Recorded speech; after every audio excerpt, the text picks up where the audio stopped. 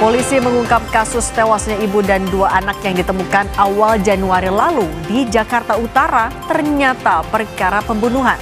Tersangka pelaku yang merupakan anak korban membunuh ibu, kakak, dan adiknya dengan racun.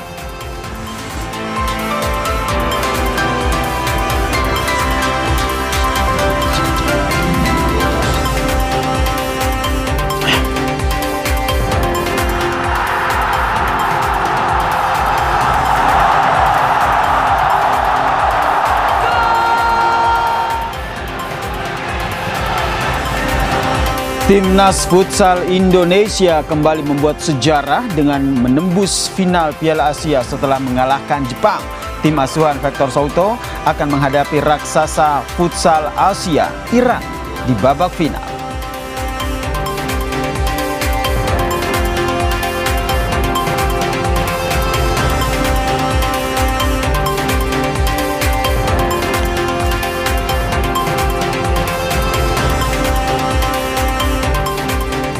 PAN dan PKB mengumumkan secara terbuka mendukung Presiden Prabowo Subianto 2 periode. Namun kedua partai tidak mendorong Gibran Rakabuming sebagai wapres untuk periode berikutnya.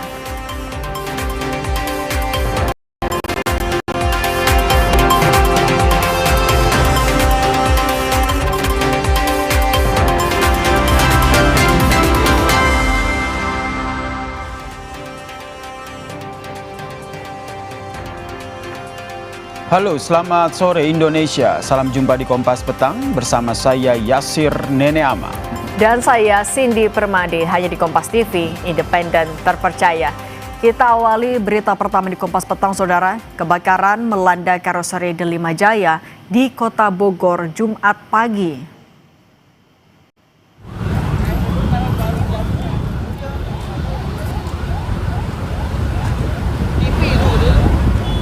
Api terus membesar, membakar ruangan meeting dan engineering karoseri Delima Jaya di Kecamatan Bogor Utara. Api membakar satu display bus. Kejadian terjadi sekitar pukul 8 pagi.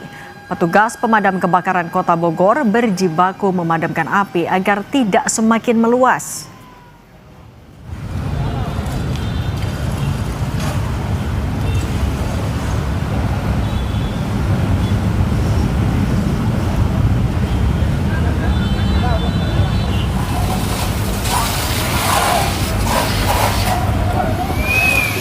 Maju nak.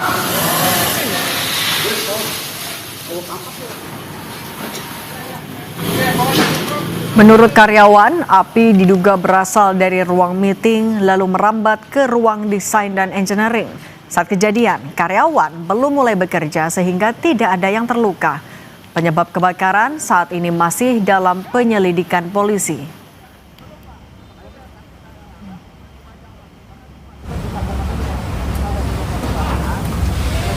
Gimana tadi Kak?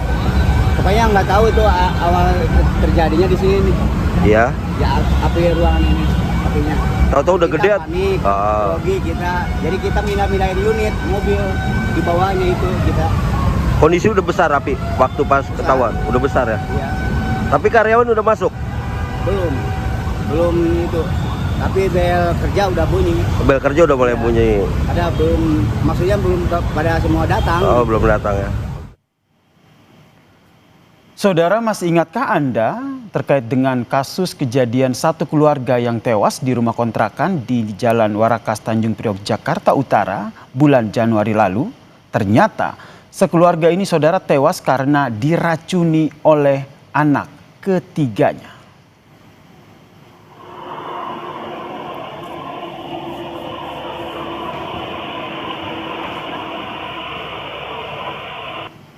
Inilah rekaman CCTV, saudara, yang memperlihatkan pelaku sendirian keluar dari rumah kontrakan menggunakan motor. Pelaku membawa panci dan atau teko yang dipakai untuk meracuni keluarganya. Dari rekaman CCTV tertulis kejadian terjadi pada pukul 9 pagi, saudara.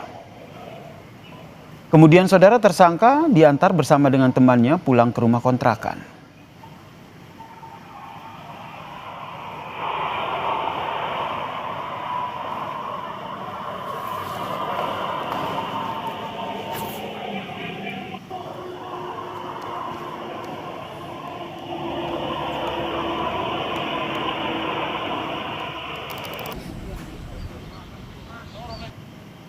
Pelaku atau anak ketiga korban ditetapkan sebagai tersangka pembunuhan berencana, saudara. Pelaku melakukan pembunuhan karena dendam, kerap dimarahi oleh ibunya, kemudian timbul niat melakukan pembunuhan.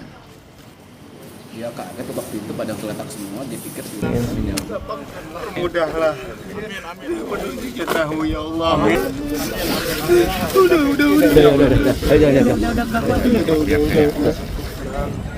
Pelaku dia merasa jengkel, merasa diperlakukan berbeda. Itu pun juga sebetulnya karena perilaku dari pelaku sendiri. Karena pelaku ini sering pulang malam, sering tidak pulang, bahkan cari-cari ibunya gitu.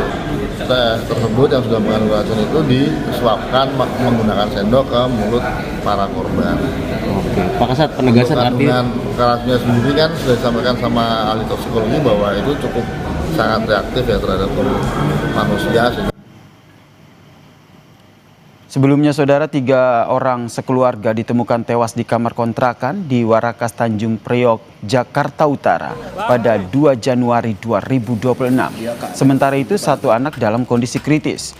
Korban meninggal dengan mulut berbusa. Kala itu, beberapa barang bukti dibawa seperti botol air mineral dan juga teko yang berada di dapur.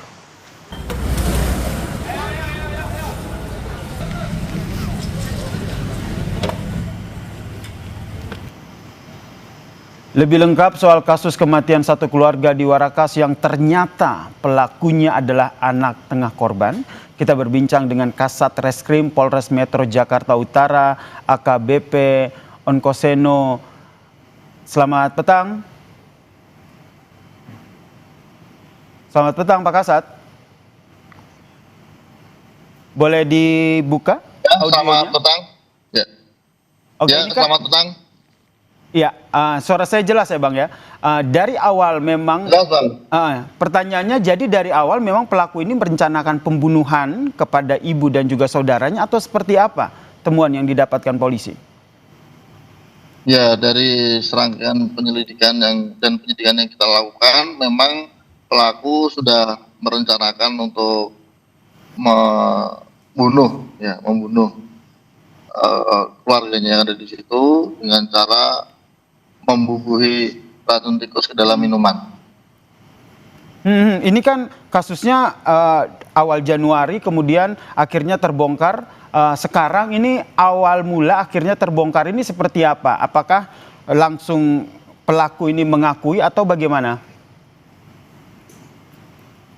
Ya, pada awalnya sempat dikabarkan bahwa pelaku di situ mengalami kritis. Itu pada saat penemuan pertama, memang pelaku sendiri pun ada di TKP kejadian. Nah, untuk itu kita pun juga membawa pelaku ini ke rumah sakit, kemudian di rumah sakit dilakukan observasi kesehatan. Ternyata setelah dilakukan pemeriksaan di tubuh pelaku tidak ditemukan racun. Sehingga kemudian lanjut kita juga lakukan observasi kejiwaan terhadap pelaku ini. Nah, disinilah kita menemukan bahwa adanya rasa jengkel dan dendam terhadap ibu pelaku, karena pelaku sering dimarahi oleh ibunya atau korban. Nah, selain itu kita juga mendapati bukti-bukti lain ya, bahwa ada juga pelaku menyiapkan racun tikus tersebut, kemudian merebusnya di dalam rebusan teh yang kemudian disuapkan kepada para korban. Demikian. Berarti kalau kita lihat ini juga ada tayangan yang tadi sama-sama kita saksikan. Ini pelaku menangis di makam ibu dan juga saudaranya. Ini berarti bagian dari rencananya. Ya, itu merupakan alibi dari pelaku. Termasuk pelaku mencoba melukai dirinya menggunakan petasan kembang api lah. Berarti dari awal selain tadi akhirnya polisi mengetahui bahwa ternyata di tubuh pelaku ini tidak ditemukan indikasi racun begitu. Dari situ akhirnya apalagi bukti-bukti yang didapatkan polisi sebelum akhirnya polisi mendapatkan pengakuan dari pelaku? Gimana? Ulangi, kurang jelas. Tadi kan Abang bilang kan berarti tidak ditemukan racun di tubuh pelaku sehingga menjadi jadi bukti awal. Akhirnya bagaimana akhirnya mengetahui bukti-bukti lain terkait dengan kasus ini? Ya, tentunya selain itu kita rangkaikan dengan petunjuk dan barang bukti lainnya, termasuk ada pemeriksaan dari laboratorium forensik dan kita lakukan otopsi juga ke tubuh para korban sehingga adanya persesuaian barang bukti dan alat bukti sehingga kita bisa menetapkan si pelaku AS ini sebagai tersangka pembunuhan terhadap 3 korban atau 3 anggota keluarganya tersebut.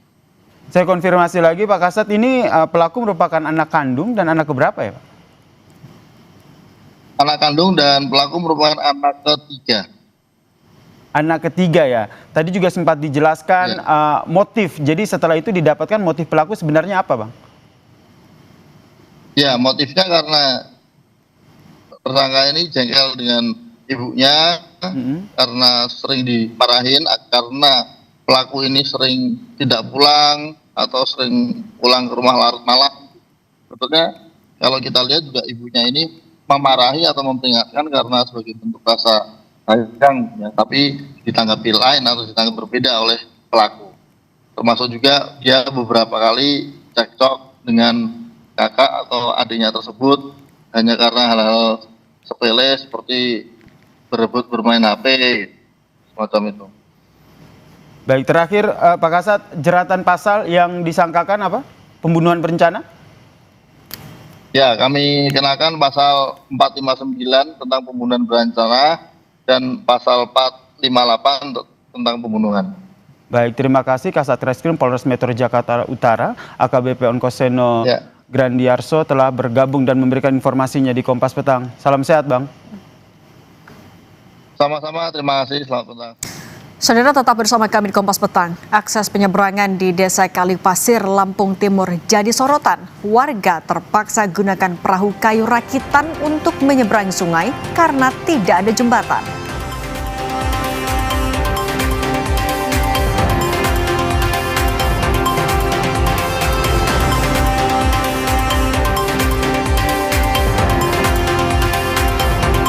Kompas Petang juga menyoroti, lagi-lagi logam mulia emas disita KPK sebagai barang bukti praktik suap di Direktorat Jenderal Bea Cukai.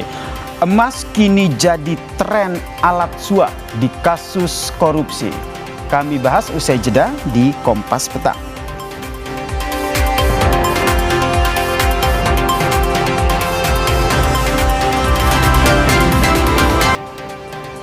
Saudara, kondisi memprihatinkan, akses penyeberangan di Desa Kalipasir, Lampung Timur menjadi sorotan. Warga harus menggunakan perahu kayu rakitan untuk menyeberangi sungai karena tidak ada jembatan.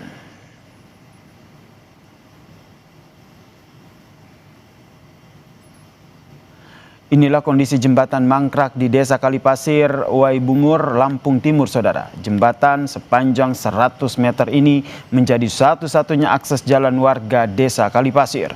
Namun karena mangkrak sejak puluhan tahun, jembatan ini tidak bisa dilalui warga.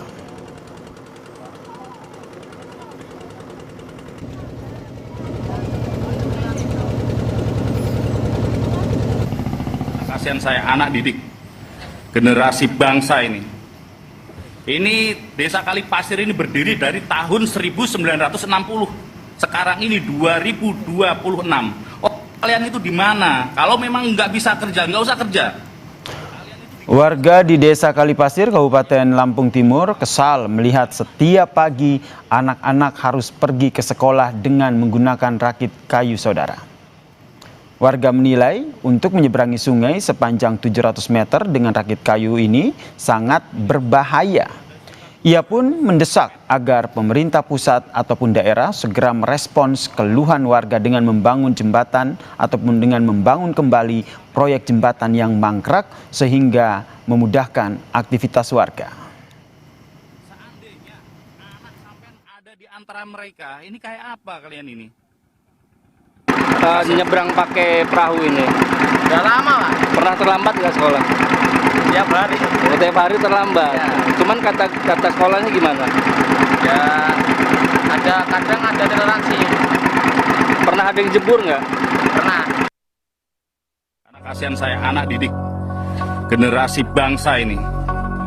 Ini Desa Kalipasir ini berdiri dari tahun 1960. Sekarang ini 2026. Kalian itu di mana? Kalau memang nggak bisa kerja, nggak usah kerja. Setiap pagi, anak-anak di Desa Kalipasir harus bertaruh nyawa saat akan pergi ke sekolah. Benar-benar marah betul aku. Ini tuh jauh loh, ini ada sekitar 700 meter naik seperti itu coba. Masya Allah. Mereka harus menyeberangi Sungai Waibungur di Desa Kalipasir, Lampung dengan menggunakan perahu rakitan dari kayu. Perahu ini hanya bisa menampung 20 anak dengan sepeda motornya sehingga anak-anak harus berhimpitan saat menyeberangi sungai sepanjang 80 meter. 10 tahun lalu proyek pembangunan jembatan sempat dilakukan, namun proyek ini mangkrak dan belum terselesaikan hingga saat ini. Menteri Pekerjaan Umum Dodi Hanggodo langsung meninjau Desa Kalipasir untuk melihat jembatan yang mangkrak. Dodi menegaskan pembangunan jembatan akan dilanjutkan tahun 2026 dengan menggunakan APBN. Itu akan mengerjakan permanennya. Nah, apakah di sini atau di sana atau di situ nanti kita lihat ya. Kan semua ada plus minusnya ya. Sepintas sih saya ragu ya, sepintas ya, tapi kan saya ini kan ya cuma manusia biasa, jadi biarlah teman-teman yang punya keahlian untuk melakukan pengecekan secara teknis. Kalau ini tidak memungkinkan kita teruskan gitu, daripada membuat masalah besar, karena kan kemudian saya akan pakai APBN menyelesaikan kan. Kalau kemudian di tengah jalan ambruk kan jadi masalah di saya gitu. Saya minta juga teman-teman mencari alternatif lain. Kita sama dengan Bupati, Pak Wakil Bupati, Pak Sekda, dan seterusnya. Bupati Lampung Timur menegaskan pemerintah daerah akan memfasilitasi perahu baru yang layak pakai untuk sarana warga menyeberang sambil menunggu proses pembangunan jembatan. Pembebasan lahan atau perbaikan jalan yang menjadi tugas wewenang kami siap untuk bisa mengalokasikan supaya pelayanan publik terutama infrastruktur jembatan ini tersedia dan terselesaikan dengan baik. Dan kami juga tadi dari kemarin sudah koordinasi sama Pak Dandim, Pak Pangdam untuk membuat jembatan afirmasi dan akan kita gotong royongkan bersama pemerintah kabupaten dengan Pembangunan jembatan di Desa Kalipasir, Lampung Timur harus menjadi prioritas pembangunan pemerintah pusat ataupun daerah. Karena jembatan ini menjadi satu-satunya akses warga yang ingin bersekolah dan bekerja agar tidak terganggu. Tim Liputan, Kompas TV.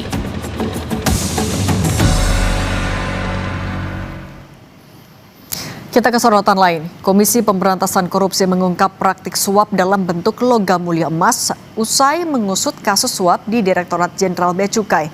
Dalam beberapa kali operasi tangkap tangan, KPK selalu menemukan emas sebagai barang bukti suap.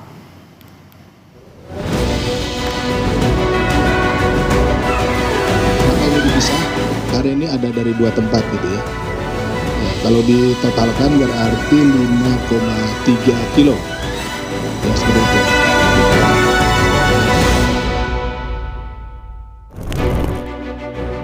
Lagi-lagi, logam mulia emas disita KPK sebagai barang bukti praktik suap di Direktorat Jenderal Bea Cukai. Penyidik menyita logam mulia emas seberat 2,5 kg dan 2,8 kg. Jika dikonversi dalam rupiah, harga emas ini masing-masing bernilai 7,4 miliar rupiah dan 8,3 miliar rupiah. Sebelumnya operasi tangkap tangan pejabat dan pegawai kantor pelayanan pajak KPP Madya Jakarta Utara KPK juga menyita barang bukti logam mulia emas senilai 6,38 miliar rupiah. KPK mencatat ada peningkatan suap menggunakan barang kecil yang bernilai tinggi seperti emas. PLT Deputi dan Penindakan KPK Asep Guntur menyebut, tren harga emas yang terus meninggi menjadi salah satu barang pilihan yang digunakan untuk menyuap pejabat. Beberapa bulan terakhir ini terus meninggi ya, menanjak gitu ya. Walaupun di minggu kemarin setelah hampir mencapai 3 juta sekian per gram gitu ya, kemudian turun lagi ke angka sekitar 2,9 sekian ya, menjadikan daya tarik bagi orang-orang atau pihak-pihak yang akan atau yang memiliki kepentingan dengan barang yang kecil tapi nilainya besar gitu ya. Kan jadi barang yang digunakan untuk memberikan suap ya, itu biasanya adalah barang-barang yang ringkas, barang-barang yang kecil tetapi memiliki nilai besar.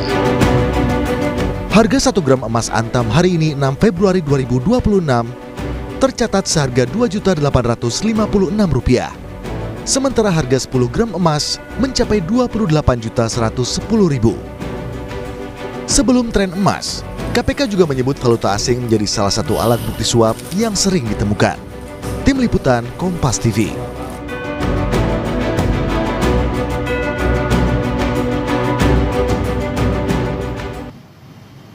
Dalam kasus suap di Direktorat Jenderal Pajak, KPK menemukan suap dalam bentuk logam mulia emas hingga mencapai 5,3 kg atau setara lebih dari 15 miliar rupiah. Apakah praktik suap dengan emas ini baru saat ini saja dilakukan dan bagaimana pengawasannya?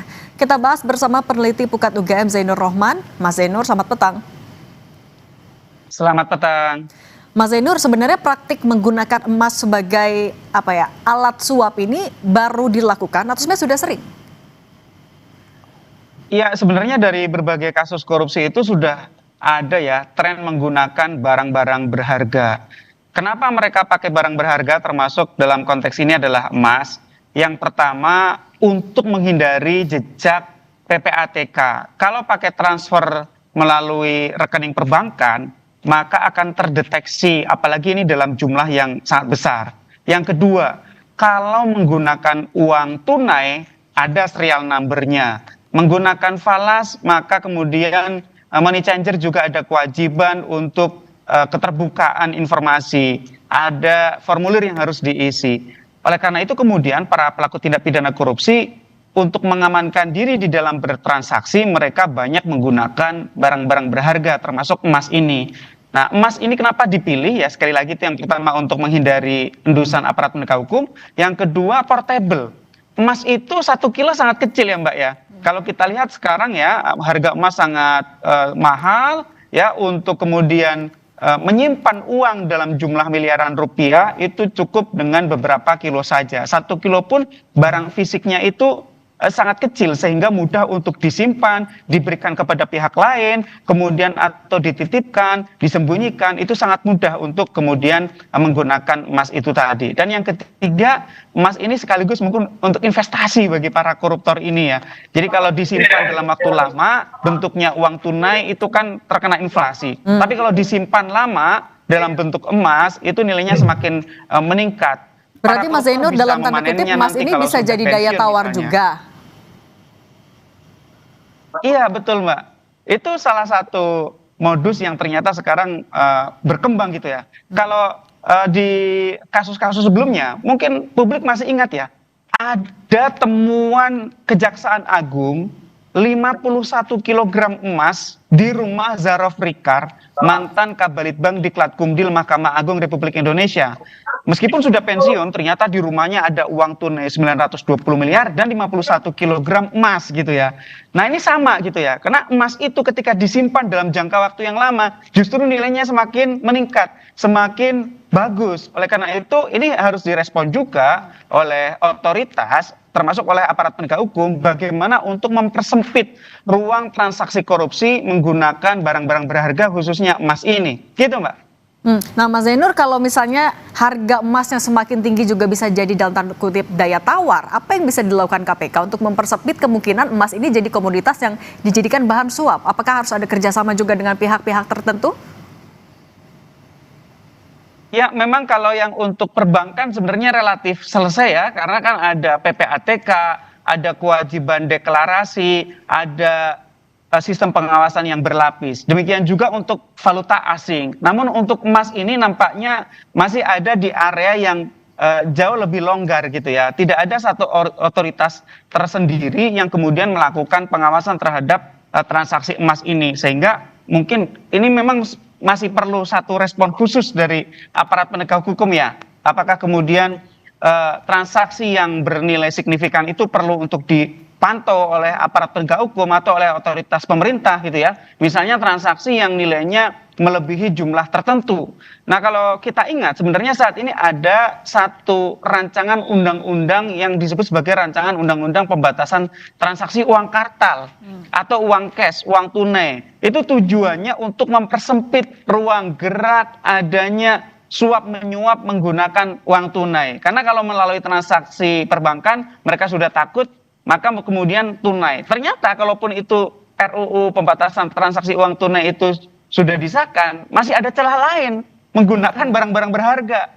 Emas yang nilainya sangat tinggi, cukup beberapa kilo sudah bisa memberikan suap kepada pejabat dengan jumlah yang sangat besar. Atau yang kedua, misalnya ada jam tangan mahal.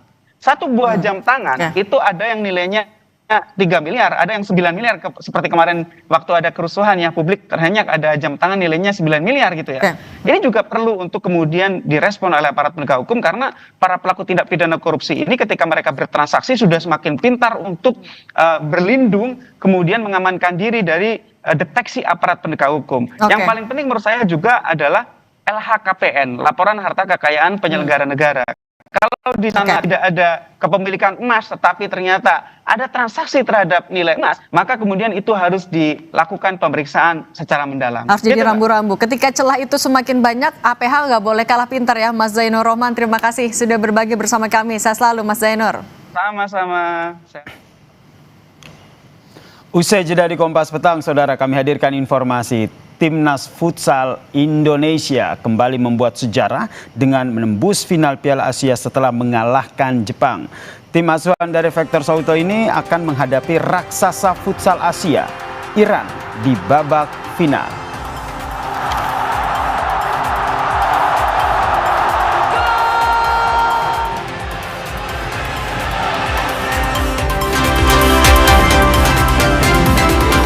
Terima kasih Anda masih menyaksikan Kompas Petang, saudara. Timnas Futsal Indonesia melaju ke final Piala Asia Futsal 2026. Orang tua pemain futsal Samuel Eko optimistis skuad Garuda meraih kemenangan. Oh, luar biasa. Santoso Tampung Bolon, saudara, ayah dari Samuel Eko, mengaku senang dan juga bangga atas penampilan anaknya dan para pemain timnas lainnya saat mengalahkan Jepang 5-3 di semifinal. Santoso menyebut Samuel Eko selalu memberikan kabar dan memohon doa keluarga dalam setiap pertandingan yang ia hadapi. Santoso yakin timnas bisa meraih kemenangan di laga final nanti.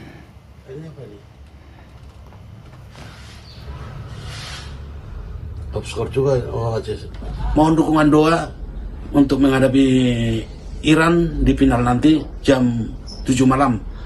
Semoga sejarah ini akan muncul di bawah Hector Suto. Indonesia punya sejarah baru jadi juara Asia.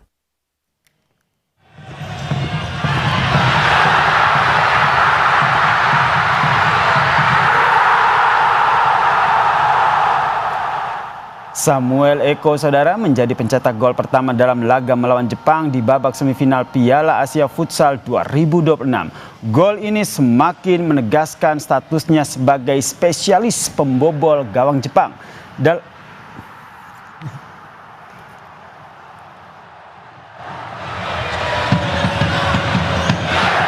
Piala Asia Futsal 2026 membuktikan bahwa ranking futsal dunia tak selamanya bisa jadi acuan. Timnas Futsal Indonesia mampu menjungkalkan Jepang. Timnas Futsal Indonesia seperti membalikkan ekspektasi ekspektasi ketika berhasil menumbangkan Jepang 5-3 di semifinal Piala Asia Futsal 2026. Di ranking FIFA terbaru, timnas futsal Indonesia ada di peringkat 24 dunia, sementara Jepang menempati peringkat 13. Pelatih timnas futsal Indonesia Hector Suwoto menolak disebut tokoh utama saat timnya mencetak sejarah baru di Piala Asia Futsal. Suwoto menegaskan bahwa sejarah yang diraih Indonesia dalam 2 hari ini tercipta bukan karena dirinya, melainkan karena kerja keras tim. I don't create history. I'm not a history maker. My team is a history maker. This is not a question of one person. It's a question of everyone. And I'm starting to be a little bit tired about this history maker and Hector Soto. We are trying to push the limit of Indonesia to international standard. I think now we are doing, but also our fans must understand that we are the same winning or losing. I mean, we always try our best. So sometimes we will succeed, sometimes we will not succeed. For example, today Japan. I think they are an amazing national team. Di partai final, skuad Garuda akan menghadapi Iran yang saat ini ada di peringkat 5 ranking dunia futsal. Iran menjadi tim tersukses di Piala Asia Futsal karena memenangi 13 final dari 15 final yang sudah mereka jalani sebelumnya. Tim Liputan Kompas TV. Timnas Futsal Indonesia melaju ke final Piala Futsal Asia 2026. Lawan di partai puncak adalah Iran, Raja Futsal Asia yang sudah 13 kali juara, saudara. Lalu bagaimana meredam kekuatan Iran? Kami akan membahasnya bersama dengan analis sepak bola, Bung Fenard Huta Barat atau akrab disapa Bung Feve. Selamat petang. Selamat petang, Mas Gazir. Mungkin bisa dirawat dikit ya, bukan pengamat sepak bola kalau sekarang. Pengamat futsal mungkin ya. Oke, ini kan sebuah kabar gembira begitu ya. Menang melawan Vietnam, kemudian menang melawan Jepang 5-3 begitu. Tapi pertanyaannya dari 2 pertandingan terakhir, menurut Anda poin apa saja yang bisa dikatakan jadi keunggulan Indonesia saat melawan Iran nanti? Iya, kalau saya nggak mau berbicara masalah di 2 pertandingan terakhir ya. Tapi saya berbicara secara kolektif di dalam pertandingan selama di grup ya. Di mana Indonesia memang sangat luar biasa dari kemampuan technical pressure yang dilakukan oleh Hector Soto ya. Kita tahu bagaimana Indonesia terus memberikan tekanan ke setiap lawannya sehingga tidak bisa mengembangkan permainan. Ini kunci paling penting ya, di mana fisik anak-anak begitu dominan sekali untuk bisa memainkan permainan dengan taktikal seperti ini. Dan kita lihat bagaimana setiap pergantian yang dilakukan oleh Hector Soto itu tidak dalam waktu yang panjang. Jadi setiap pemain bermain paling maksimal 3 menit. Terus diganti dan dirotasi. Sehingga kira bagaimana kita punya kualitas defense yang begitu baik untuk menjaga pergerakan lawan itu tetap terjaga selama pertandingan 2 babak. Karena kita lihat kalau kemarin itu kan melawan Jepang 5-3 tuh langsung menurunkan taktik yang high pressing begitu, yang agresif begitu, yang dinamis sekali pergantian antara pemain ini. Menurut Anda nanti pada saat melawan Iran, karena catatan di atas kertasnya kan sudah 13 kali nih menang futsal nih, apa yang menurut Anda yang menjadi taktik yang nantinya akan dilakukan oleh Soto? Iya betul. Kalau kita berbicara masalah perolehan piala, memang benar. Iran sudah 13 kali, sementara Jepang 4 kali ya dari 17 kali penyelenggaraan Piala Asia ya. Dan kalau menurut saya sekarang ini apa yang dilakukan oleh Hector Soto mungkin juga akan tetap dimainkan. Intinya satu kekuatan tim itu adalah bagaimana melakukan pressure. Betul sekali. Memang jadi catatan bahwa Iran ini menjadi Raja Asia Futsal ya. Mereka ada di peringkat 5 dunia, tapi bukan berarti mereka tidak bisa dikalahkan ya. Bagaimana sebenarnya kalau menurut saya justru sekarang ini menjadi beban bagi tim nasional Iran, di mana kita bermain di Indonesia Arena dengan begitu banyaknya penonton, atmosfer yang luar biasa. Tekanan dari penonton juga ini bisa membuat armada Iran mungkin bisa nanti nervous di dalam menghadapi Indonesia. Ada beberapa pemain yang saya lihat memang ya di tim Iran yang patut diwaspadai, masalah juga kaptennya dan juga pemain yang berapa 9 kalau tidak salah yang mempunyai killer pass dan juga insting golnya sangat luar biasa. Nah, disinilah kita harus tetap memberikan satu penjagaan khusus siapapun pemain yang terdekat dengan pemain-pemain ini itu harus dijaga dengan baik. Saya yakin ya, bagaimana kualitas dari pemain kita dengan kecepatannya, ya, dengan badan menurut sangat luar biasa, kekuatan bodinya ya, mereka jago atau tidak mereka mampu berduel melawan lawan yang sebesar apapun, dan ini menjadi kunci bahwa Indonesia sangat layak bisa sampai ada di final. Berarti Anda optimis ya kita bisa mendapatkan kemenangan melawan Iran nanti ya. Tapi dari catatan Anda sendiri, apa sih sebenarnya yang harus diantisipasi oleh tim futsal Indonesia saat melawan Iran? Melihat kekuatan Iran. Ya, Ya kalau saya bisa mungkin melihat mungkin satu titik ya di mana memang komunikasi paling penting ya. Komunikasi Oke, dan juga komposisi. jangan bukan komposisi Mas, komunikasi. Komunikasi, oke. Ya, komunikasi dan juga bagaimana kita harus bisa menjalankan semua strategi dengan baik, tidak melakukan kesalahan di area permainan kita sendiri sehingga akhirnya kita bisa kecolongan, dan ini harus memang dieliminir ya. Jangan sampai bikin kesalahan yang akhirnya dominan membuat tim nasional Iran ini bisa mendapatkan momen untuk mencetak gol. Betul, Iran tim kuat, tapi tidak ada yang tidak mungkin. Karena saya yakin dengan cara bermain Indonesia di bawah Hector Suto, dengan tactical permainan yang sangat luar biasa, saya yakin kita bisa mengatasi Iran. Tapi ingat Mas, dengan lolos ke partai final menghadapi Iran, Indonesia sudah juara menurut saya. Oke, nih saya menarik untuk membahas bagaimana sebenarnya formasi yang nanti diturunkan. Ada formasi diamond gitu 1-2-1 atau formasi false pivot begitu yang 4-0. Nah dari Anda sendiri itu nanti dalam permainan nanti itu akan seperti apa seorang Souto ini akhirnya mengelaborasi formasi dalam permainan ini? Oke, kalau kita di futsal tour bicara ada formasi 1-2-1, ada diamond ya, ada juga 4-0 ya. Semua formasi itu biasanya cuma ada di atas kertas Mas, tapi di dalam permainan futsal yang bermain dengan begitu cepat itu tentunya formasi selalu berubah ya. Yang menurut saya ini cara bermain itu bukan hanya harus dengan satu pivot, kita bisa juga bermain dengan 2 pivot, bisa ada Samuel Eko, bisa dengan Israel juga, yang bisa dengan 1 pivot, bisa 1-2-1. Ini semuanya itu secara apa ya, mengalir dalam permainan itu bisa berubah. Tapi menurut saya itu nggak penting dengan cara yang namanya 1-2-1, 2-0. Karena selalu rotasi selalu berjalan. Yang menurut saya adalah bagaimana disiplin setiap pemain di dalam menjaga ruang permainan atau ruang gerak para pemain Iran nantinya. Jangan sampai memberikan mereka ruang yang begitu besar untuk bisa mengembangkan permainan. Nah, saya percaya bahwa kembali Hector Suto akan memerintahkan pemainnya untuk memberikan pressure tinggi, high press di zona permainan kepada Iran. Oke, ini jadi harapan kita bersama Hector Suto bisa membawa tim futsal untuk menang di Piala Futsal Asia 2026 ini. Harapan kita bersama ya, Bung Feve. Ya pastinya ya Mas ya. Terus terang juga kalau saya boleh tambahkan sedikit, pelatih dari Iran sekarang ini adalah Faid Samsai, itu adalah pemain yang pernah saya hadapi ketika tahun 2002 Indonesia menjadi penyelenggara pertama di Indonesia dan saya pemainnya.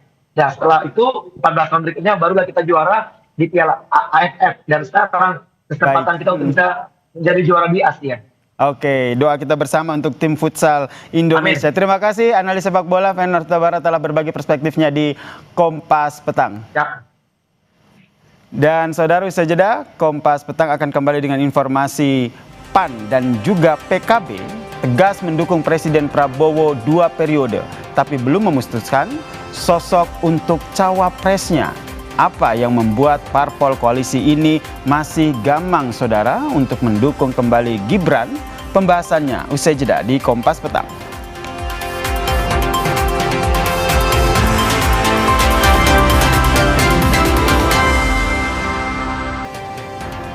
Kompas Petang kembali, saya Cindy Permadi.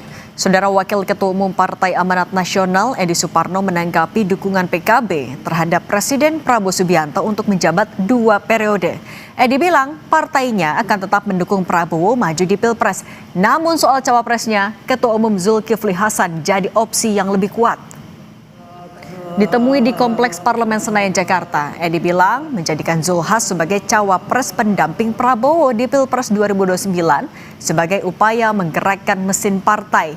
Apalagi ambang batas pencalonan presiden sudah ditiadakan lewat putusan Mahkamah Konstitusi, sehingga partai peserta pemilu punya kesempatan mengusung nama kandidat.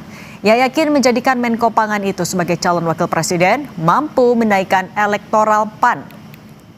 Ya Bang, tanggapan dari pihak MPR sendiri mengenai kasus yang juga saya kira Pak Zulkifli Hasan, Ketua Umum saya pun dari awal sudah mengatakan bahwa PAN itu tidak ada urusan untuk permasalahan terkait siapa yang akan kita dukung nanti di Pilpres yang akan datang.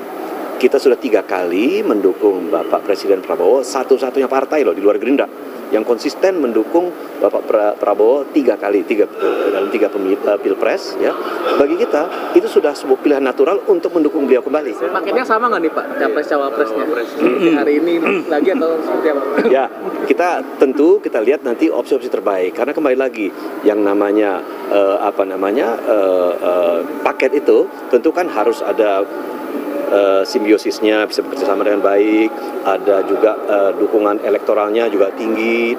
Gini, bagi saya adalah partai politik, dan apalagi partai politik itu sekarang memiliki kesempatan untuk bisa mengajukan kader-kadernya dengan tidak ada presidential threshold. Tentu saya mau dukung Pak Zulhas. Kalau ditanyakan hari ini, saya dukung Pak Zulhas mendampingi Pak Prabowo di tahun 2029.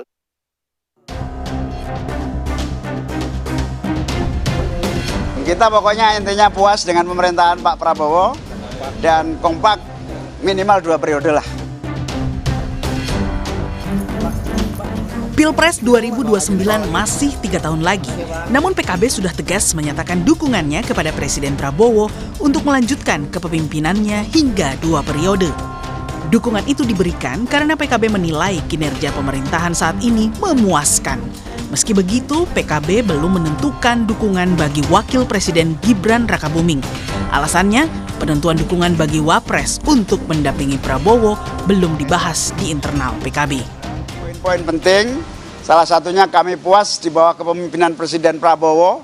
Kami yakin Pak Prabowo akan sukses memimpin kita bukan hanya 5 tahun, bahkan 10 tahun yang akan datang. Oh, belum dibahas. Belum. Kita pokoknya intinya puas dengan pemerintahan Pak Prabowo dan kompak minimal 2 periode lah. Sebelumnya, pada 6 Januari lalu di acara retret bersama Kabinet Merah Putih di Hambalang, Prabowo sempat menanyakan kehadiran Ketua Umum PKB Muhaimin Iskandar saat mengabsen ketum partai koalisi. Di situ, Prabowo berkelakar, PKB perlu diawasi terus. Ketua partai semua ada di semua ya? Ada. Ketua PKB ada? Oh. Kayak Pak PKB yang harus diawasi terus ini. Dukungan 2 periode bagi Prabowo juga dilontarkan Presiden ke-7 Joko Widodo di akhir Januari lalu. Kala itu Jokowi tegas menyatakan 2 periode bagi pasangan Prabowo Gibran saat menjawab pertanyaan wartawan soal nama Gibran yang disebut-sebut sebagai capres potensial 2029. Kan sudah saya sampaikan Prabowo Gibran 2 periode, udah itu aja. Oke, makasih. Dukungan terhadap Prabowo untuk kembali maju di Pilpres 2029 sebelumnya juga disampaikan Ketum Partai Golkar Bahlil Lahadalia. Menurutnya Golkar tidak perlu mencari sosok lain karena Prabowo dinilai sebagai sosok terbaik. Terlebih, Prabowo merupakan mantan kader Golkar. Namun, dukungan untuk Prabowo maju di Pilpres 2029 itu belum disertai dengan sosok pendamping. Sama halnya dengan PKB, Golkar juga belum menyebut soal sosok calon wakil presiden yang bakal didukung. Tim Liputan Kompas TV.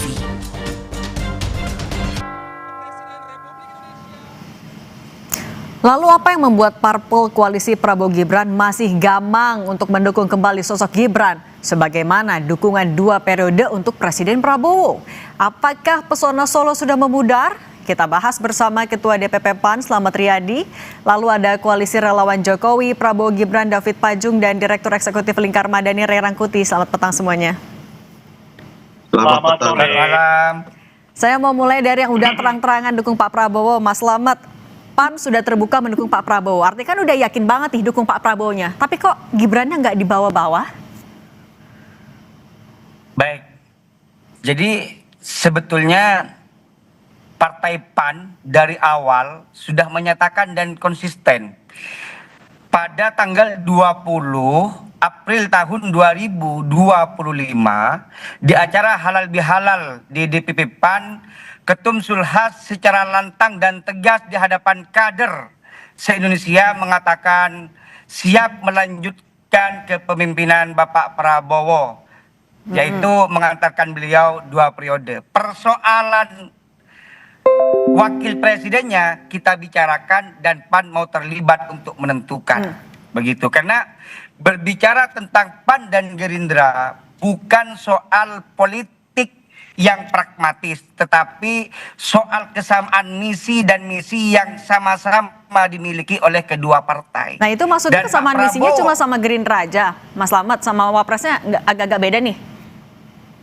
Nah, kan begini Mbak, kita kan menilai bahwa hari ini siapapun nanti pada tahun 2029 yang diinginkan oleh Bapak Prabowo untuk mendampingi dan masuk dalam radar PAN, tentunya kami akan mendukung begitu. Bukan berarti ini sebagai bentuk penolakan terhadap salah satu figur.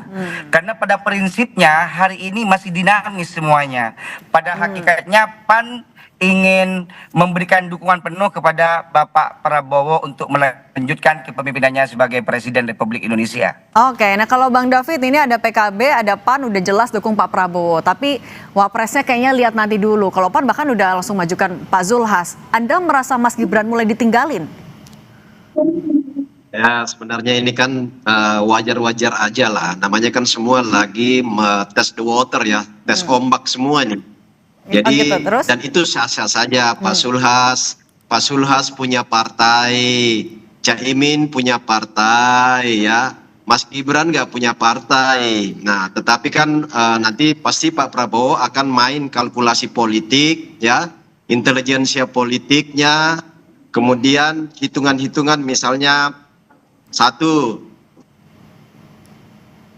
Bang David? Kalkulasi popularitas. Jadi kalkulasi-kalkulasi itu pada akhirnya mendekat-dekat nanti pada hari H itu akan semua bermain. Jadi kalau misalnya masih 3 tahun ini nggak masalah, semua orang bisa berbicara untuk itu. Makanya ketika dari relawan-relawan kami, relawan-relawan Pak Jokowi juga mengatakan kita masih menginginkan merekomendasi paket ini tetap jalan Prabowo Gibran, itu kan juga sah-sah saja sebenarnya. Toh pada akhirnya semuanya akan bermain di kalkulasi hitungan-hitungan kuantifikasi politik itu akan bermain ya. Anda yakin Jadi Mas Gibran masih peluang- masuk kalkulasi Pak Prabowo di 2029 berarti? Oh sangat. Kalau dari kami sangat optimis ya, sangat optimis karena kekuatan yang ada di belakang Mas Gibran ini kan luar biasa, termasuk realitas lapangan. Mas Gibran nggak pernah bicara kan hal-hal itu. Beliau itu hanya bekerja saja. Selalu saya katakan itu silent movement ya, bekerja dalam diam, bergerak dalam diam, melaksanakan tugas sebagai wapres, bahkan apa yang ditugaskan dan diperintahkan oleh Presiden Prabowo, beliau laksanakan tanpa ada argumen ya, semuanya dilaksanakan secara silent, dan itu juga bagian dari bagaimana pengabdian, kesetiaan seorang wakil kepada presidennya ya. Oke. Saya pikir itu, Mbak. Oke, saya nanya ke Bung Rey kalau gitu. Bung Rey, kalau kita ingat 2024 PAN kan termasuk salah satu yang ya setia banget memang sama Pak Prabowo. Termasuk juga saat itu wapresnya adalah Mas Gibran dan setia juga sama Pak Jokowi. Tapi sekarang tiba-tiba Mas Gibran nggak masuk kalkulasinya di 2029. Ada apa, Bung Rey? Iya, politik ini basisnya kan pragmatisme. Kalau kita bisa, kenapa orang lain gitu. Apalagi sampai sekarang dengan 0% itu kan daya tawar partai politik ini makin menguat di hadapan Pak Prabowo. Beda dengan dahulu karena kan harus 4% kan, atau 2,8% gitu. Kalau sekarang kan enggak. Jadi setiap orang sekarang memungkinkan untuk membangun koalisinya masing-masing. Pada tingkat tertentu ya Pak Prabowo juga khawatir nih kalau sampai beliau mendapatkan figur yang nggak tepat di 2029 yang akan datang gitu. Tapi sebagai presiden kan beliau masih menjadi ikon. Tapi kita akan lihatlah ke depan apakah tingkat kepuasan kepada Pak Prabowo misalnya masih tetap tinggi atau tidak. Karena kelihatan kecenderungannya kan terus menurun gitu. Saat yang bersamaan kan beliau udah mau coba nih kalau bergandengan dengan Gibran gimana. Apakah memang sesuatu yang masih ideal di tengah masyarakat atau tidak gitu. Jadi ada unsur persoalan pertama adalah pragmatisme semua partai politik gitu ya, bahwa ya mereka tetap ingin dong digandeng gitu ya, kenapa Gibran bukan kita kan kira-kira gitu. Nah yang kedua tentu saja juga Pak Prabowo melihat kalkulasi sepanjang 5-4 tahun ke depan ini berpasangan dengan Gibran naikin popularitasnya apa enggak sih gitu loh, atau bahasa yang lain popularitas Gibrannya masih bisa dijaga apa enggak gitu. Oke, tapi Bung Rey, ini tuh sebenarnya partai-partai mempertimbangkan berambisi maju jadi RE2 karena memang mau menduduki posisi itu, yakin bisa menduduki posisi itu, atau justru ada pesona Solo yang mulai memudar? Tapi jangan dijawab dulu Bung Rey, kita akan kembali usai jeda, tetap bersama kami di Kompas Petang.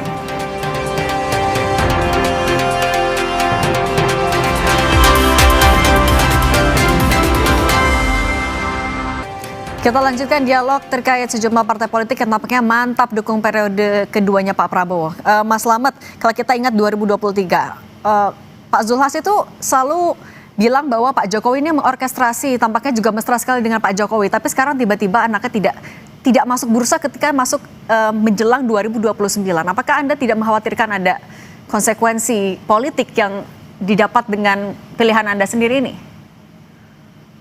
Ini kan perlu dipahami Mbak, bahwa hari ini PAN bukan berarti menutup pintu ataupun penolakan terhadap salah satu figur termasuk kepada Mas Gibran. Semuanya masih terbuka.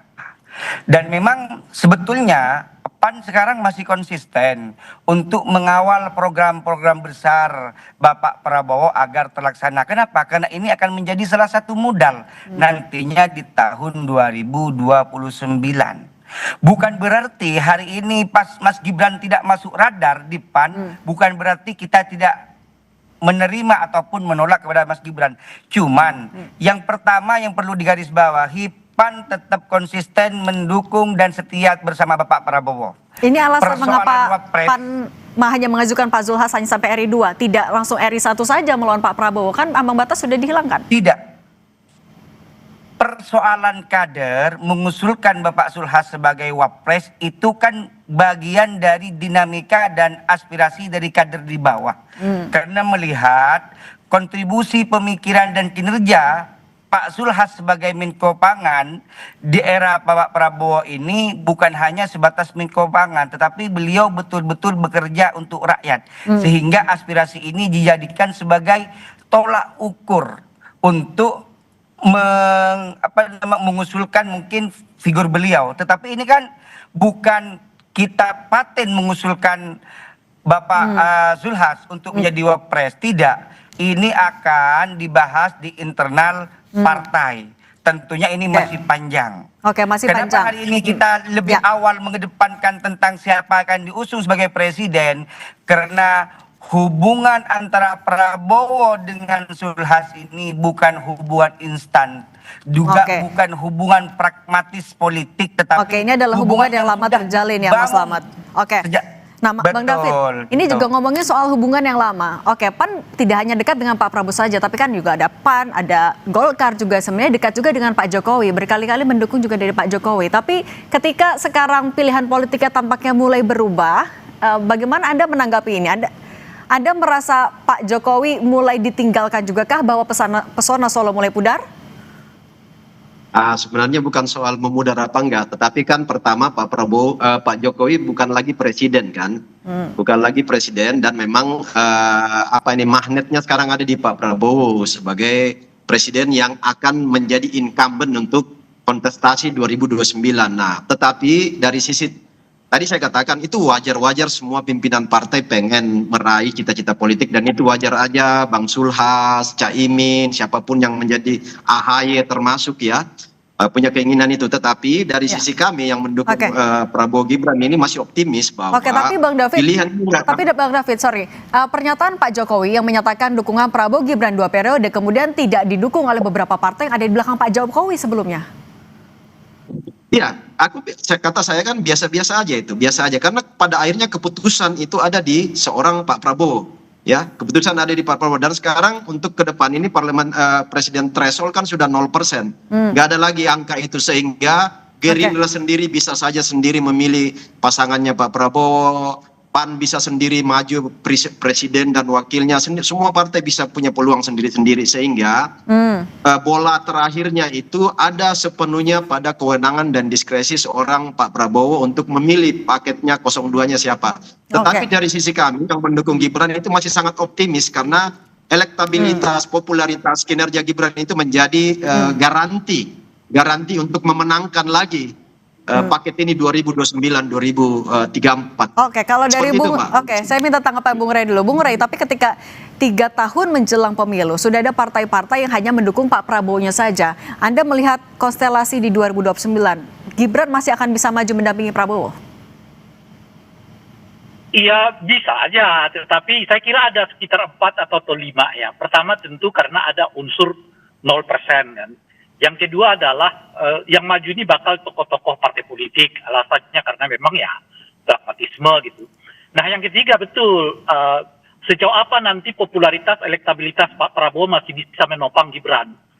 Nah tentu secara alami dia akan menurun. Jadi kalau dia menurun sementara ketua-ketua umum ini masih memiliki panggung yang cukup untuk 3 tahun ke depan untuk menaikkan citra mereka, popularitas mereka dan sebagainya.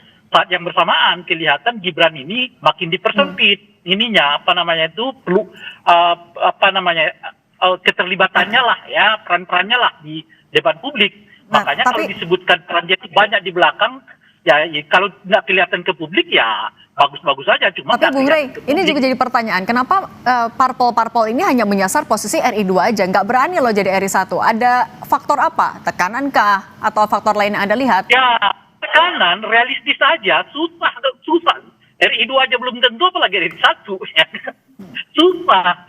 Kawan satu ini udah susah lah untuk didorong ya kan. Dia ini kan sepenuhnya elektabilitas, popularitasnya itu disandingkan dengan Pak Jokowi. Kalau tanpa Pak Jokowi, 6% aja susah kok Gibran itu, gitu loh kira-kira. Ya kan? Oke, saya minta tanggapan dulu Mas Slamet dulu ya Bung Rey kalau gitu. Mas Slamet, benar nggak ada tekanan? Kenapa PAN sendiri hanya menyasar RI 2 aja? Kenapa nggak RI 1 sekalian? Sementara kan begini Mbak, ini kan belum ada pernyataan final dari ketum kami, Tum Sulhas. Karena kita berpikir kan begini, hari ini kan tentang berbicara politik rasional, bukan politik kultur ataupun politik figur. Jadi yang kita inginkan hari ini, keberlangsungan berbangsa dan bernegara ini di era kepemimpinan Bapak Prabowo ini kita bisa melihat semua bahwa siapa yang bisa ataupun bisa dipastikan untuk melangsungkan program-program kerjanya. Kenapa?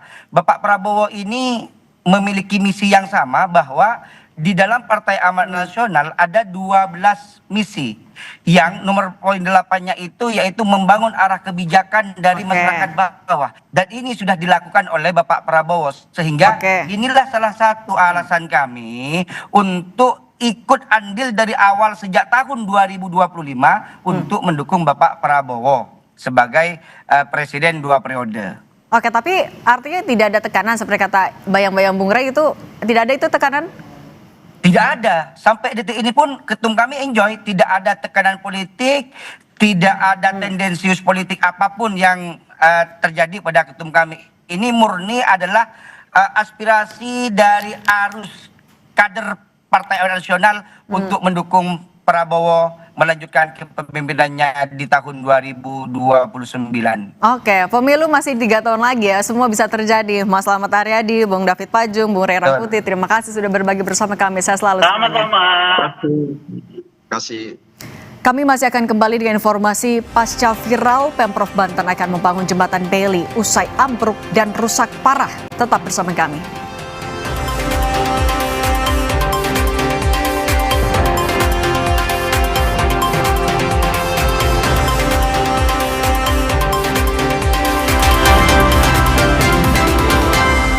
Saudara Polda Metro Jaya memanggil komika Panji Pragiwaksono untuk klarifikasi pelaporan terkait dengan materi stand up mens rea yang ia bawakan.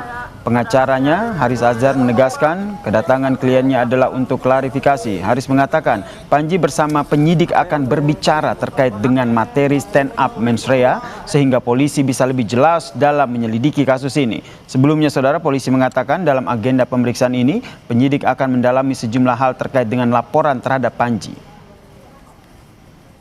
Ini undangan klarifikasi. Kalau klarifikasi itu dia bukan satu mekanisme yang sangat ketat. Ini masih ngobrol-ngobrol kurang lebih dari polisi kepada kami yang diundang. Jadi masih saling pengertian lah kira-kira. Jadi kita ngobrol dulu nanti sama polisi. biar kita dengar dulu masalahnya apa, yang jadi concern mereka apa. Panji sudah hadir, barangkali nanti Panji bisa berbagi cerita untuk polisi mengembangkan atau mengernyitkan kasusnya gitu. Saudara, pasca viralnya sejumlah siswa SD di Kabupaten Pandeglang, Banten yang menyeberangi jembatan ambruk dan rusak parah, Pemprov Banten akan membangun jembatan Bailey agar aktivitas warga, khususnya anak sekolah, bisa melintas dengan aman.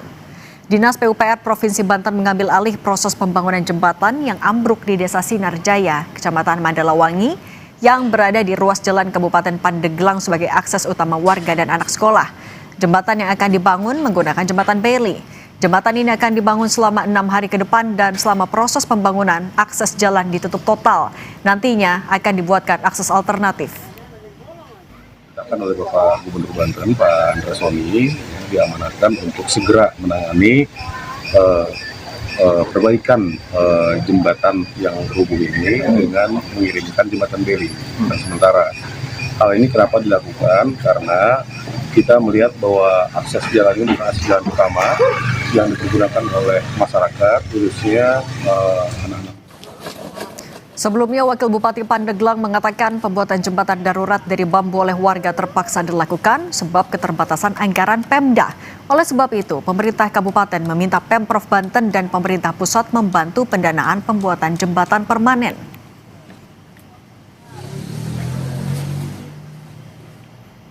Kompas Petang masih akan kembali usai jeda. Tetaplah bersama kami.